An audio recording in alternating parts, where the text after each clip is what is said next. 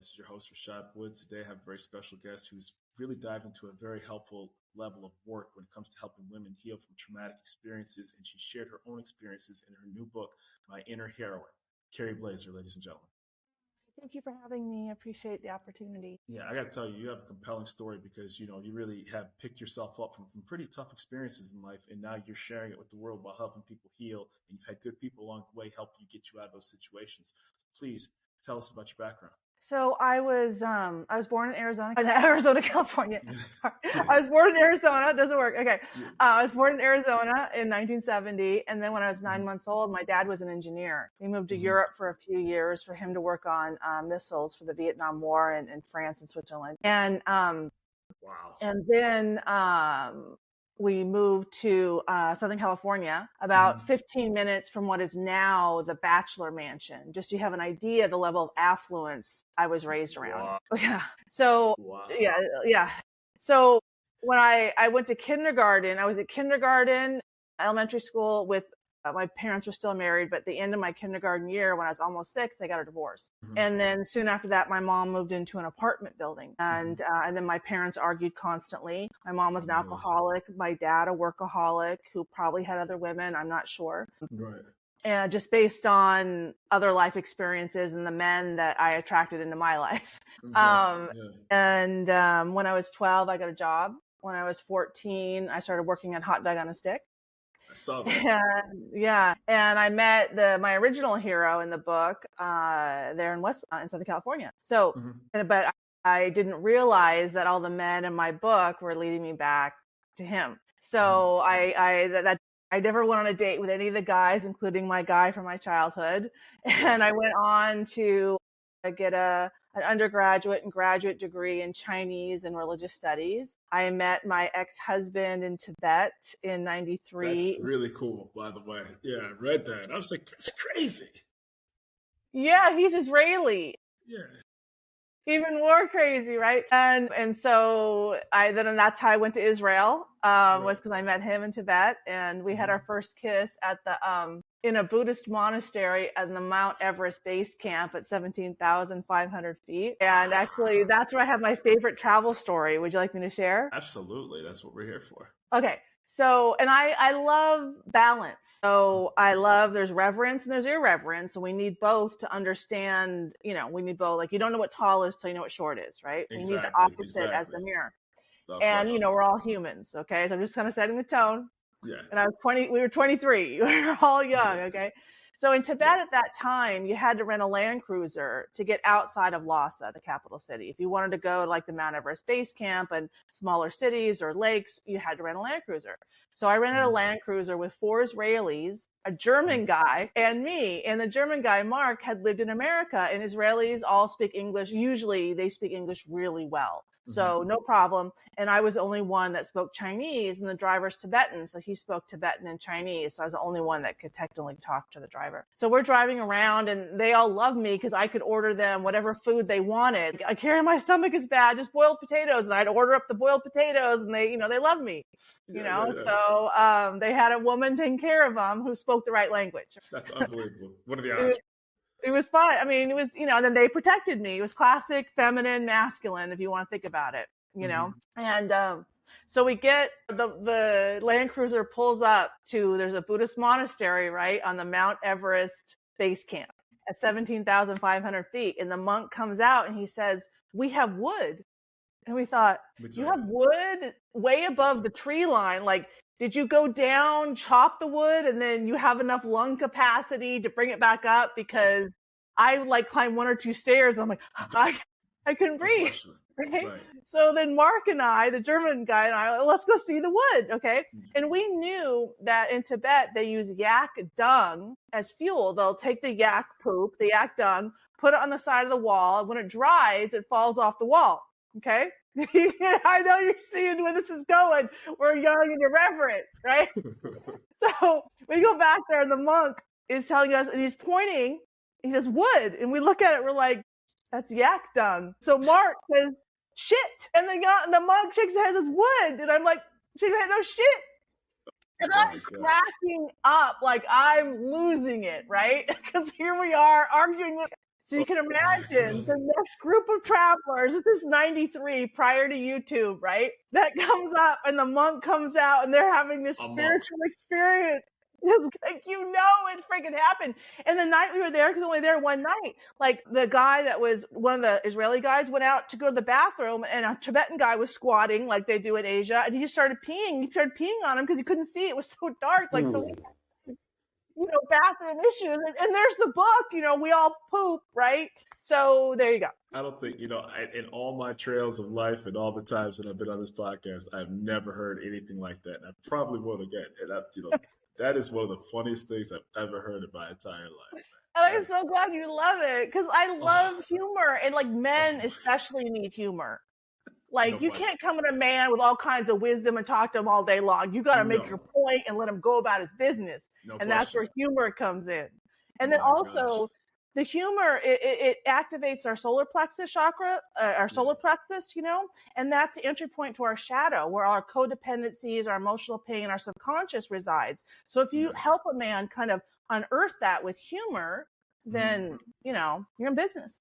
Well, I think that I saw one of your podcast episodes, and I'm probably going to butcher the method that you thought about, where you gave the analogy of like what has more energy, like the ball that was the two balls. Yeah. Yes, I thought that was very fascinating, right? Because at the end of the day, the peaks and valleys are the ones that are getting the more energy behind it, right? And so, and I loved your quote too, where you say, pain is viewed as beautiful. It reveals what needs to be healed, right? So your journey around the world, obviously, was very personal, and you met great people along the way. You got married, whether you got divorced or not, it still was part of the course of life.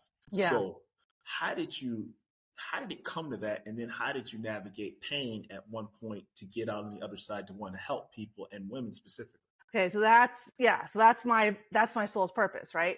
So the initiation process that I had to go through to receive that wisdom, the pain is beautiful quote, was 35 years of debilitating lower back pain. So we store our pain where we store our value. So you'll often see women have pain in their hips, and you see women I see all these Instagram commercials about somatic hip exercises. Like, you do the exercises long enough and you'll cry. If you can't cry, stretch your hips. That's because women's values in our hips are a reproductive value. Men's values typically in their shoulders and their arms to provide and protect. So at 15, that was the end of when I saw my original hero in high school, because he's 2 years older. Yeah. I was fighting with my dad a lot, but I know that pain came from me internalizing negativity from men, because it's happened, in my healing journey. So that's when it started, but I didn't know it was him because I repressed him. But then 35 years later, during my first conversation with the first of my heroes, who I call my first hero, that lower back pain, because I engaged my voice, and I wouldn't even let Jared in high school, I wouldn't even let him talk to me. Like, just fear would come over me, just go away. No, like he was a school of 2,000 kids. He's ASB president, exceedingly good looking, varsity letter. Okay. He has the most popular senior says, I'll introduce you. I'll get her to talk to you. Oh, really? Because I don't know a damn thing on my own. I just need to be gaslight. This guy's nice, even though I knew he freaking wasn't. So the most popular senior comes up to me, and this is in the book too. He tries to introduce us. And I'm like, are you He's like, oh yeah, let me introduce you to him. He's really nice. I'm like, are you punking me? Where's the cameras? Like, I'm like, and I'm 14, right? And I'm just, no, right? But I believe he's my guy, like he's my masculine. So around the masculine, that strength comes out in the woman, and then the femininity, opens the man. Well, I don't know, a week or so later, he lets another girl bring him a picnic for lunch at high school. And I'm like, well, buddy, that's claiming a man. You're so into me that you need the most popular senior and your ASB president to introduce yourself. And I'm so unimportant that you can replace me a week later?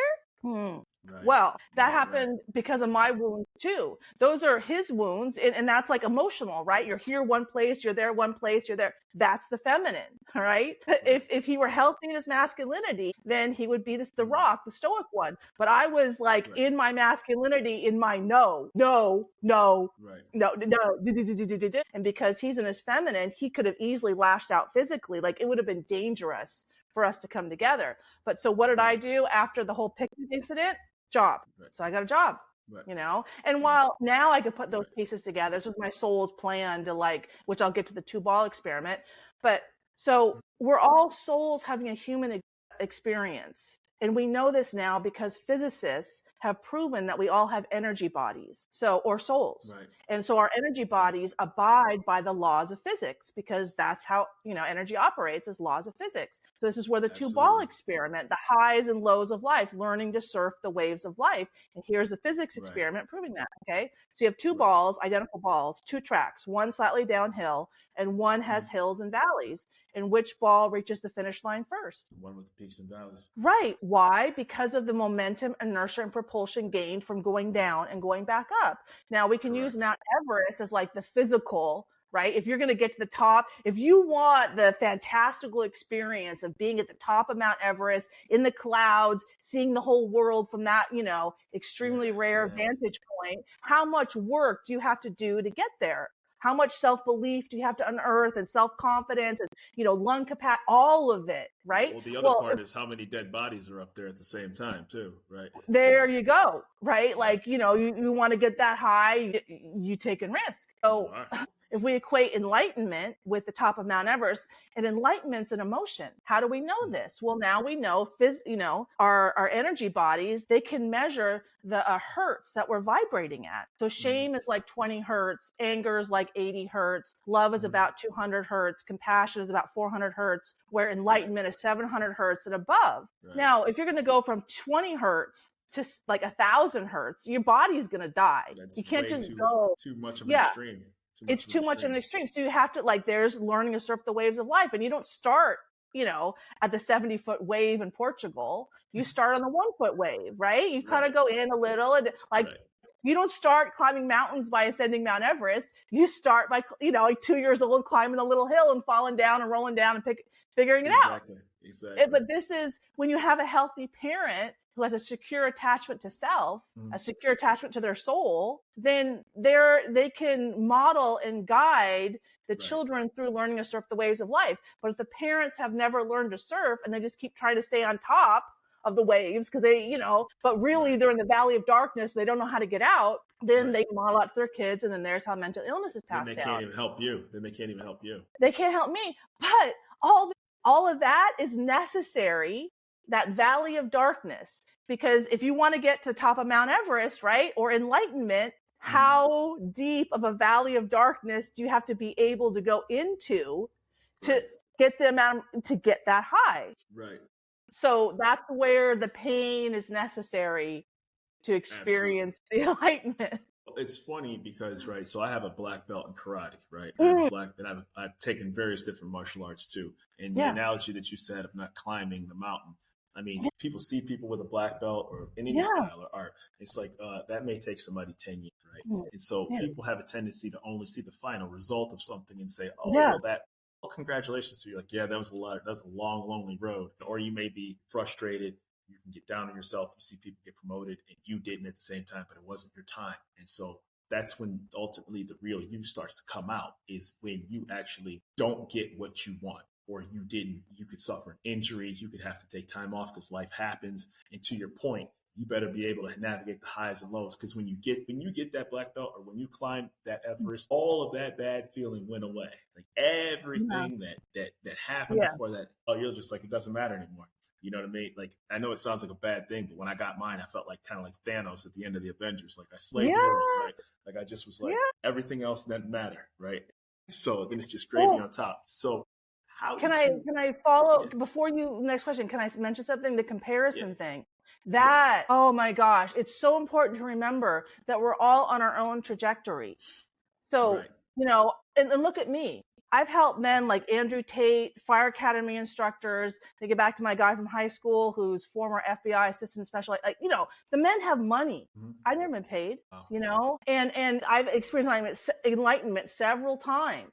And I'm a Reiki Master. How many Reiki Masters are out there getting paid left, right, and center? I've never experienced enlightenment.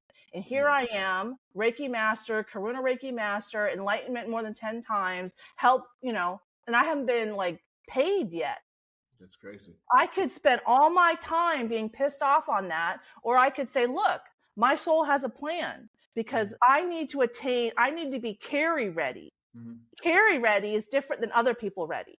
Carrie ready means I need enlightenment, I need Reiki Master, I need a book, I need this, I need that. And then I'm ready to do the work at Carrie level work.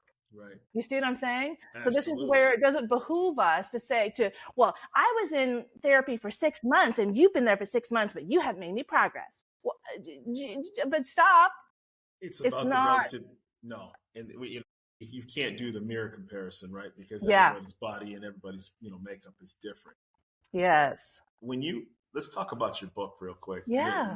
My Inner Heroine. How did that book come into fruition? So I wrote the first edition last year and I thought the story was over. I thought that was the book before I reached out to my guy from my childhood. But his soul came through during my first enlightenment experience last year in March. So the book came out of me and I always kind of felt like a book. I'm like, if I'm attracting Justin Waller into my life and his best friend is Andrew Tate, and Justin and I were DMing on Instagram, and then I helped 2 Fire Academy instructors. There's a whole mental health crisis in the first responder community.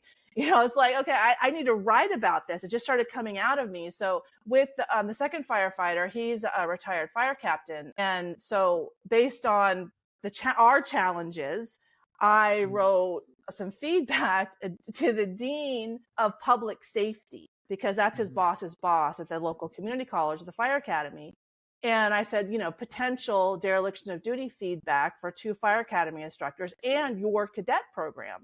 And so with the email coming out of me, then the book came out of me last summer. And then a week after I published the first edition, I reached out to I called Jared in the book. And then a whole other series of enlightenment experience came through in November and December. And then I rewrote the book and added a chapter on him. And then the book totally came together and I published in April. Yeah, so that's kind of how it came out of me. How's the book been received so far? Because have you heard? Great. I know that that's fantastic, and I saw that obviously it's helping women with confidence and their inner self. And there's a lot of neglected things which come from emotional trauma. Because anytime you see somebody who's physically hurt, we immediately rush to assistance. You bruised your hand, you hurt your leg, you hit your head. Yeah. The first thing we do, but then we're less sensitive when it comes to people's emotional and mental needs because it's something we really can't see. Or you'll tell people, for lack of a better term, get over it. Right. Yeah. Pick yourself up, walk outside and get some sunshine. So where did you find out that it's more to it than just that? Well, I didn't understand that my lower back pain was emotional pain until about 2 years before I healed it. And that's when I received that wisdom, the pain is beautiful wisdom. On my 45th birthday, I just turned 55. So 10 years ago, my mom passed away on my 45th birthday. And that's the day my intuition, but it's not awful. Let me tell you why it's not awful. Okay. But I know a lot of people respond that way and I appreciate it because I know where that sentiment comes from. So the day we're born and the day we die are 2 most important days in our life. Extreme, everything, our soul plans everything, and our souls communicate based on synchronicities. Right. So my mom and I have the synchronistic day. Of course, she gave birth to me. And then her death day is also my birthday. So we have more synchronicities showing me and how important my soul is. Because at a soul level, we know that there's never disconnection. Her body passed away, but her soul will always be with me. So, but that's the typical response. And so I appreciate that response. That's a typical response. No, that's how souls communicate. Okay. Because this is just one lifetime of infinite lifetimes. Right. So that was the day that I knew I had to change. And that was the day I became the matriarch of my family. Now everyone's in my heart. Now I'm in charge. And that's when I started to learn to surf the waves of life. And then 4 years after that, my youngest daughter had developed an eating disorder and was at a residential facility. And I went for a therapy session and they blamed me for her eating disorder. And I tried to explain, well, look, we don't live in a vacuum. Yes, I have my challenges working through generational trauma that was passed down to me and then I passed down to my kids and we're working through that. But this isn't all my fault. So on the way home, I started to internalize all of that negativity. And that's when I went home and I attempted suicide. My brain told me that my kids would be better off with a dead mother than a live one. And this was my soul's plan. So our souls, our souls plan our lives based upon, with the hills and valleys. Why? Because those hills and valleys help us dive into our emotional pain and then come out of our emotional pain. And that's how we help move through the energy, which is our emotions. Right. So our souls express ourselves through our emotions, and that's how we go from those lower vibrating to the higher vibrating. And we need the lower vibrating to see ourselves here on earth. So when we're having a body, like our souls split into masculine and feminine souls as mirrors, and then we incarnate in human bodies, and that's how we see ourselves and have opportunities for self-improvement. So our souls plan our lives based on the valley of darkness. Like, how much does that person need to take on to have an opportunity to expand? And then we learn how to come out of that valley of darkness and make that darkness conscious. Like, I understood enlightenment, not because I have a master's degree in East Asian religious studies and I've lived in Chinese Buddhist monasteries, because I experienced it myself. And then I had to explain it to my children, who freaked out and thought I was mentally ill and need to be locked up. I'm like, okay, I need to explain. So then my soul showed me a lot of Carl Jung and then all these physics experiments and how it's Dr. David Hawkins who wrote Letting Go and Power versus Force, really famous books. He's the one where I got the energy bodies and all the emotions. There's a chart in an appendix in my book. So the Carl Jung quote is, one does not become enlightened by imagining beings of light, but by making the darkness conscious. And a lot of people these days imagine that the slightly downhill track is what life should be. I mean, how many people, I want a man, but he needs to pay for my travel and pay for the cook and I just want to coast. We're not here to coast. Right. But why would some dream of coasting? Because they actually had this and they're in that valley of darkness and no one taught them how to get out. So this seems like a dream life. Right. That's the communism. That's the Marxism. That's all that bullshit. This is not why we're here as souls having a human experience, and because our souls are energy bodies, so they abide by the laws of physics, and we're here to expand our consciousness, which means download more wisdom into our souls. And that's what it is. When you have a wound, you learn to turn it into wisdom. Like, I had a wound that I fear all men. When I turned it into wisdom, men protect me. I went outside. I wasn't anxious. My daughter noticed immediately. I was immediately a better woman and better mother. This is the process we're here to go through. And that process is gnarly. So, I think this is gnarly. I don't know. It's gnarly. I don't know what else to say. I think the biggest thing about, energy and ability to adapt is that you are meant to be here for something. And it's very easy to not take that outside look of how your body is actually functioning and operating, whether it's from a medical standpoint, whether it's from a spirituality standpoint, and you traveled the world to get these experiences. So you've seen different places, different cultures, different religions, different beliefs, and it all obviously made you the person that you are. I'm just a guy with a podcast, but I get to direct my energy and my resources to something that is cultivating and self-satisfactory. And so as a result, I get a chance to speak with people like yourself. I've talked to CEOs. I've talked to people from the military. I talked to a gentleman who, I've talked to UFO watchers, right? And even if I didn't know inherently the details of what it must be like to be a UFO watcher, right? You don't get dismissive of people. It's easy to say that person's crazy. How can you believe in that? And then you actually realize what they're following, what they've seen, what they believe. Everybody who sees something in the sky can't be seeing nothing. They have Air Force pilots that are seeing stuff. They have Navy pilots that are seeing stuff. And you're just like, whatever skepticism you may or may not have had starts to go out of the window when you start seeing people who are like, no, I saw this in the sky.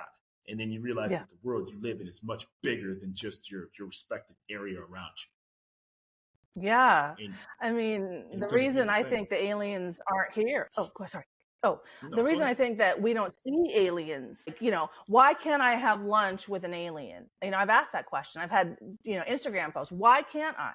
Because we still don't understand ourselves and understand our emotions. We're still toddlers in a sandbox throwing the sand around as our emotions because we don't understand ourselves. The universe is a mirror, and we have mirror neurons in our brains to teach us. So we're here to mirror our parents. So when our parents don't know how to process their own emotional pain, we mirror that. And that's where, you develop children that are mentally ill, but that's all on purpose because we're creating bigger and bigger valleys of darkness for individual souls and the collective to go through, like, trans kids and everything we've been through with woke and, all the crazy, all the DEI. Everyone needs equal outcomes.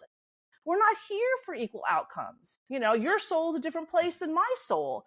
So if we create equal outcomes, there's no growth. So equal outcomes mean no one grows. Right. That's the whole reason we're here. So it's like, that's how I know they're acting from a wound and they're not acting from wisdom. So, but now I forgot where I was going with that. No, you're good. No, this is, like I said, I always believe in being able to get on the show and find out and reach out with fascinated people because, what you do in the book that you wrote with people that you've helped, I think it's always great to get perspectives of different backgrounds and different beliefs and meanings. Where can people find Kerry Blaser? www.kerryblaser.com. I'm on Instagram at Kerry Blaser. I have a YouTube channel, Kerry Blaser, and then I also have an Instagram, Red Pill Shaman. Yeah, I think, like I said, I get fascinated just listening to you because I think that unlike a lot of people, you have a world perspective, right? You were like, hey, I was in Tibet, I was in Israel, I've been in California, I've been in Arizona, I've seen the world, I've experienced different things.